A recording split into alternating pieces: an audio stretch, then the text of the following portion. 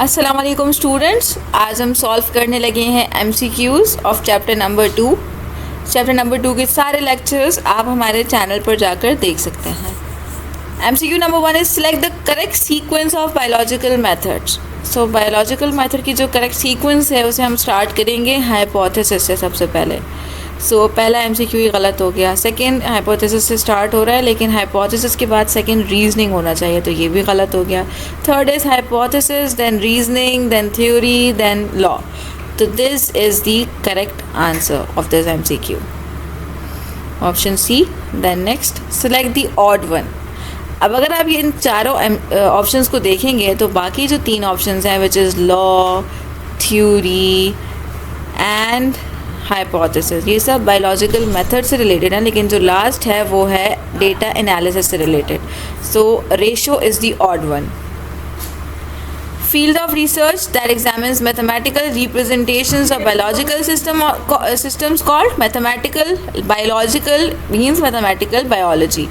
Next is biological method involves all of the following except, ये again find the odd one जैसा MCQ है कि बाकी जो तीन ऑप्शन है वो बायोलॉजिकल मेथड से रिलेटेड है, लेकिन जो ऑप्शन डी है it is related to data analysis.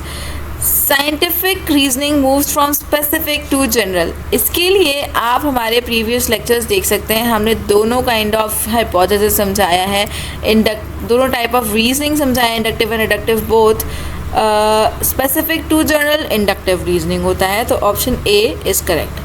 Quantitative observation is the use of, अच्छा क्वांटिटेटिव ऑब्जर्वेशन में हम क्वांटिटीज़ देखेंगे और क्वांटिटीज़ हम किसी न किसी मेजरमेंट के लिए हम कोई इक्विपमेंट यूज़ करेंगे, तो इसका जो करेक्ट ऑप्शन होगा it's equipment.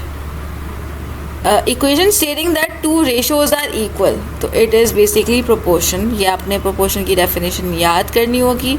And next is the comparison of two values is called ratio basically, तो ये रेशो एंड प्रोपोर्शन की स्ट्रेट डेफिनेशन है। What is a hypothesis? The same thing as an unproven theory? नहीं।